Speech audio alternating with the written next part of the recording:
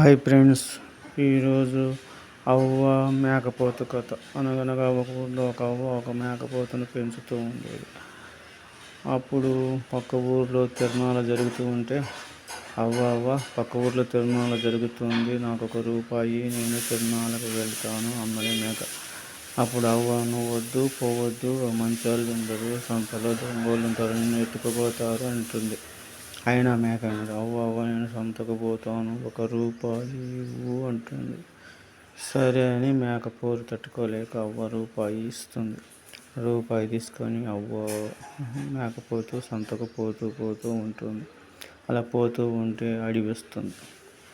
అప్పుడు అడవిలో పులి ఎదురయ్యి, మేకబావ ఎక్కడికి పోతున్నావు అంటే, నేను పక్కూరి సంతకు పోతున్నాను, నాకు ఇప్పుడు ఆకలి అయితే నిన్ను తింటా అన్నదంట పులి.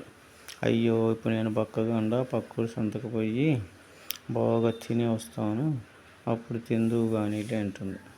అప్పుడు పులి సరేలే పోయిరా అంటుంది. అప్పుడు అలా పోతూ ఉంటే మళ్ళా కొంత దూరం పోయాక ఒక నక్క ఎదురవుతుంది. ఇది మేకబావ ఎక్కడికి పోతూ ఉంటుంది అంటే, నక్కబావ నేను పక్కూరు సంతకు పోతున్నాను తిరణాలకు అని చెప్పింది మేక.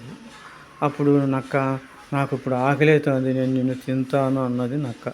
అప్పుడు మేక, నన్ను తింటావా, ఇప్పుడు నా ఉత్త ఎముకలు ఉన్నాయి, నేను తిరణాలకు పోయి అక్కడ బాగా తిని వస్తాను, అప్పుడు తిందువు అనింది.